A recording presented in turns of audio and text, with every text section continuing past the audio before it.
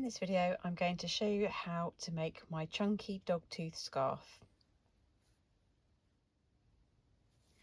My pattern uses a chunky yarn to give this really lovely chunky, thick, luxurious fabric in this really cool design. You'll need two of each of the two colours, and it's worth having contrasting colours because then that really shows the effect up much more.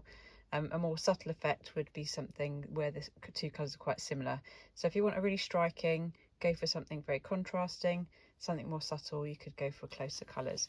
But you'll need, for the length, if you're making the pattern, my pattern, and for the length that I made my scarves, I used two of each, so 4 balls in total of this is particularly Stylecraft Special Chunky that I've used, and you could use any other chunky yarn as well. You can of course use my pattern to create the same idea with different types of yarn, experiment with thinner yarns.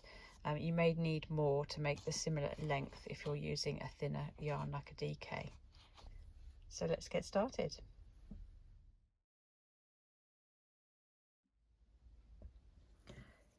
Okay, let's get started with our foundation chain, and we're going to do that in our first colour.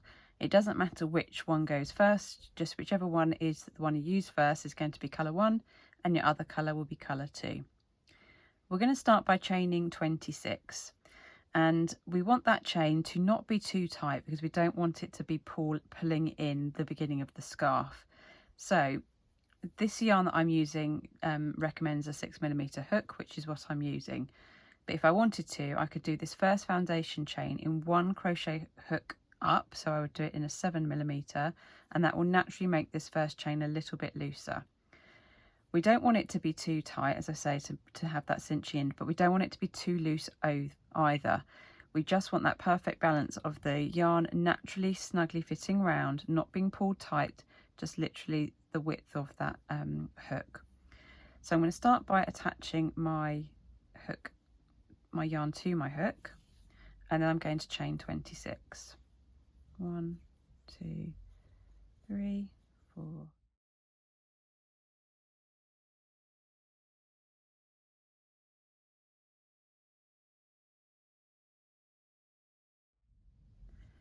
So in row 1 we're sticking in the same colour, so our colour 1, and we're going to be working along the chain by alternating a double crochet and a treble crochet. So these are UK terms: UK double crochet, UK treble crochet.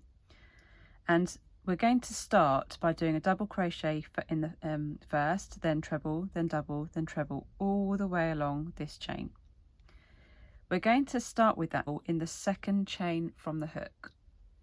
So here is the first chain. I'm going to work straight into here, and this is so that first is acting as the first side and compensating for the height of the stitches.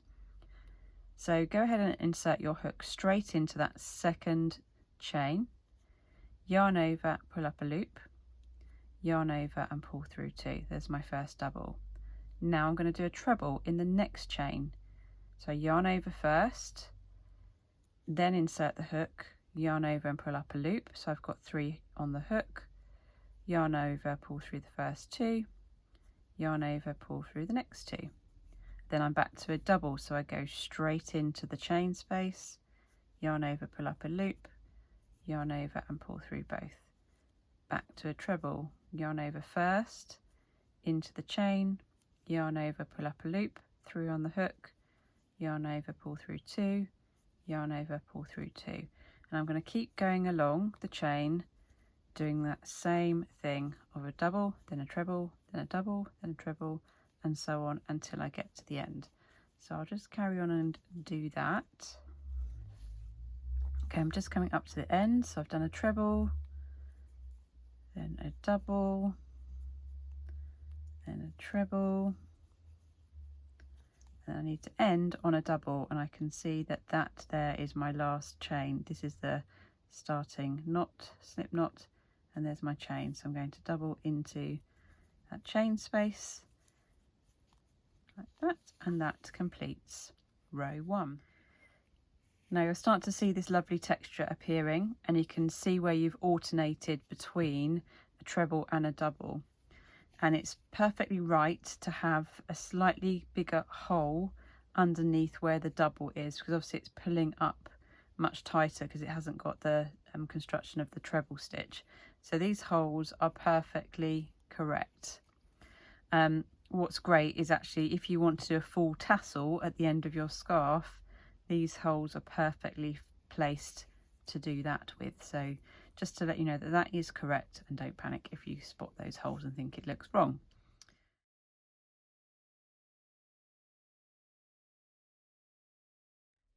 So I'm at the end of row 1, and before I even start row 2, I'm going to change colour first. So this is the position that you're in. You've literally just finished with your last double crochet, and you're about to add your next colour.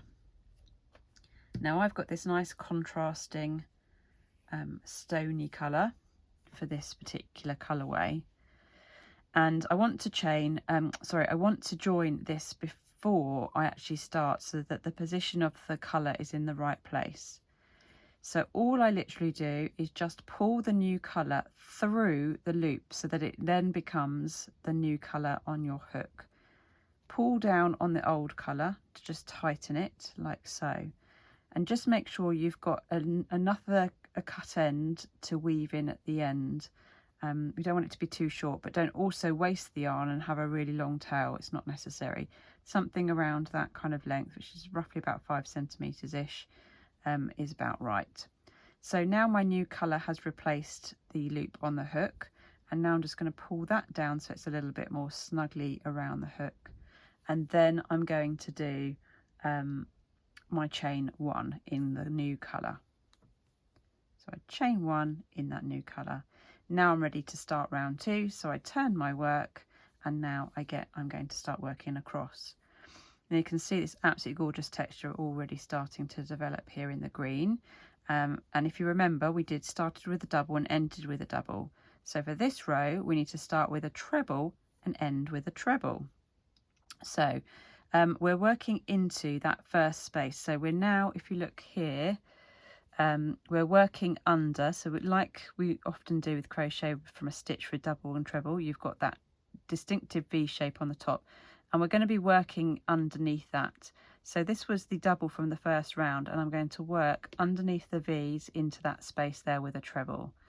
So I yarn over first, insert my hook underneath both arms of that V, yarn over, pull up a loop, yarn over, pull through 2, yarn over, pull through 2. I'm now going to be working into the treble stitch with a double. So here is the V again, and you can see that's where I want to work into underneath that treble stitch there.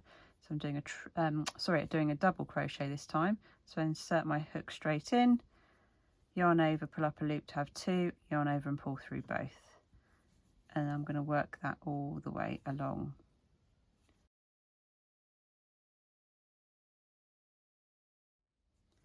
Okay, so I'm coming to the end, and this is where we want to make sure we're really careful of the stitches, because I can see how this is starting to bend round. This is where it's really super easy to drop a stitch.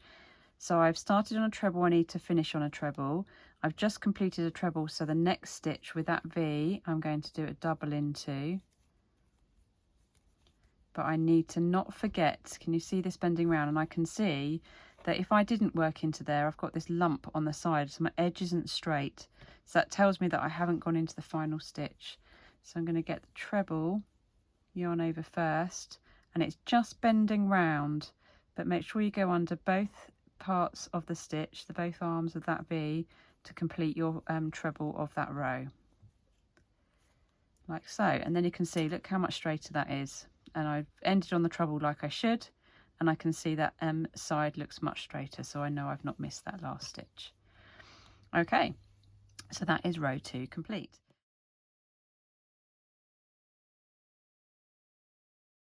So snip off your cream, and you'll also snip off, like I haven't actually snipped it off from my first round, because we do need to keep changing. That's the one thing that we're going to have with this design, is lots of ends to weave in, but I think it's worth it for achieving this amazing texture and pattern. So we now need to go back to colour number 1, and we're going to do the same colour changing technique that we did before, simply laying the yarn over the hook and pulling it through. So we've now changed the loop colour. Pull down on the old colour to tighten and secure that in, and then just pull on your new colour again to fit it snugly around your hook. And I know that my green is starting on my double round, so I need to chain 1 first of all. Just pull them down a little bit again, and then turn, and I'm going straight into underneath, into this space here underneath both arms of the V. I'm going to start with a double crochet, and then a treble into the next stitch, and then a double in the next stitch. So I'll work my way along, completing that row 3, and you'll start to see the fabulous dog tooth design start to become a little bit more apparent.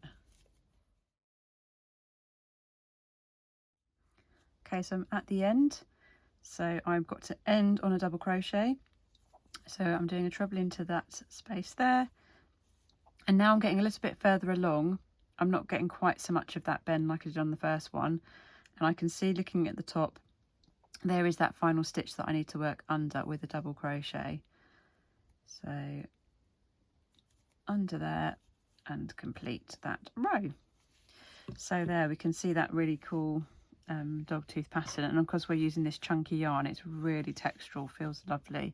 So that is all we're going to keep doing now. We're going to keep repeating that same thing for each of those colours all the way up for 180 rows, or until your scarf measures about 175 to 180 centimetres long.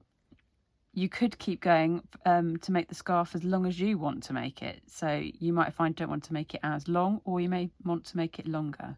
But essentially with this pattern you can just keep doing that for as long as you need to.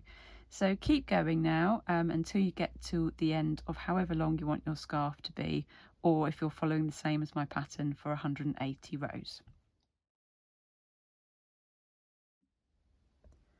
So when you've got to the length that you want your scarf to be, you can start weaving in your ends.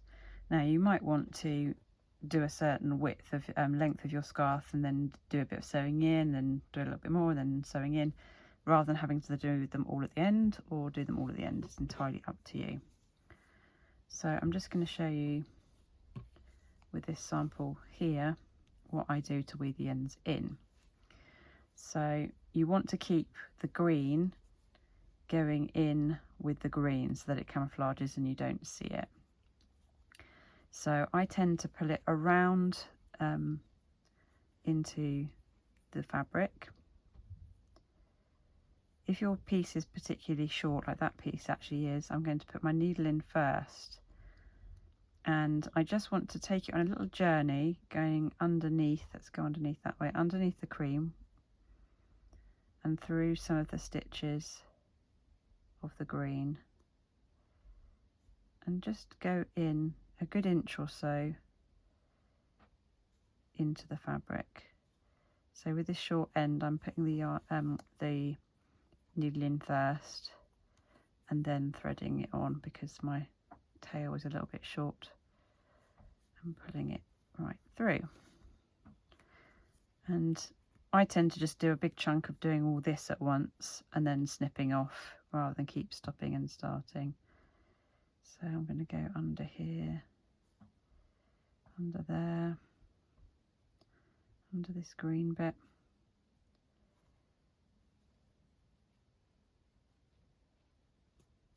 and there, pull it through. And then I just pull the ends nice and tight through, but if you start actually pulling your edges in, just pull it back a little bit, because you don't want to pull your edge in here.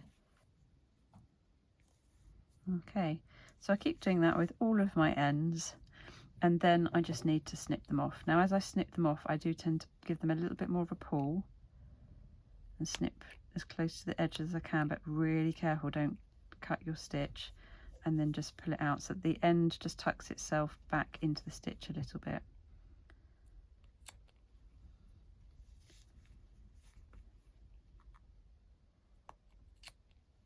and keep doing that. Now with washing and just general wear, if you spot any of your ends starting to poke back out, don't panic thinking that it's all unravelling. It's not. Just with the nature of movement, washing, agitation, the ends might just shift a little bit, might shift back a little bit, that they start to poke out. Just snip it off again, and it should be fine. Particularly if you've gone a good inch or so into the fabric, you know that it's got a long way to journey to come all the way back out again, so it really shouldn't come back out. And there you can see, you can't see where any of the ends have been put in, because we've camouflaged and made sure they've gone in amongst their matching colour. And that is weaving in the ends. Okay, I'm going to show you now how I make tassels, which are completely optional. You don't have to add any tassels if you don't want to. On my design, I just added them on the end, just to have a little bit of detail, but didn't go for a full tassel. You could, of course, go for a complete full tassel all the way along. And I'm just going to show you how I do them as a basic technique. I did a mix, so I've got three strands of both colours to put in my tassels, and I've cut them to roughly about 25-ish sort of centimetre long. You want them long enough that actually when you've made the tassel, you've got a bit of trimming, because as you can see, mine are all really higgledy-piggledy, not exactly the same. I've done it quite roughly, so I want that length to be able to shorten them. It's better to make them too long and shorten than it is obviously to make them short and not be able to make them any longer. So when you've got your lengths of yarn, then you simply fold them in half once you've got them organised, and it's this folded end we're going to stick into the fabric. So you can use your hook to do this. So if I just put it into one of these large holes, if you remember I said at the beginning about how on this first chain end you'll get these nice spaces to work into. Keep hold of where the middle is and just pull that folded middle of your bunch of yarn into your hole. Pull it up, trying to keep making sure you're keeping the middle in, so you don't want to pull one side more than another. And then we're going to grab all of the cut ends and pull them through this loop like that, and then pull it tight. Now I find that I need to individually go through and pull each one so that they all get a little tighten. You can see it's starting to come together now, like that. You want to make sure you're doing it the same way around all the way along, if you're going all the way along, or if you're just working in the corners, because you can see the tassel looks like this on one side and like that on the other side. So I tend to think that's the back of the tassel and that's the front with the nice over the top. So you want to make sure you're doing the same way to achieve that all the way along. So that's simply how I make a tassel. And then I would just, once I've made them all, make them all first, so that you can literally have them laid down, stretch them out and cut them all to the same length. So that is how you make a tassel for the end of your scarf. So these are just my other colour samples that I have got as kits. So on my website, susiejewels.co.uk, you'll find in my crochet kit section this pattern, and you'll find this Chunky Dogtooth Scarf as a kit, and you'll have the khaki stone colour, and this is my teal duck colourway and my blush plum colourways. So I hope you enjoy making the Chunky Dogtooth Scarf. It's a beautiful scarf. It's a really nice, easy make. So please do share with me your makes. I'd love to see them. You can head to my social media channels. On Instagram, I'm susie.jewels, and on Facebook, Susie Jewels. All one word, and that'd be great. Thanks for watching, and I'll see you again soon.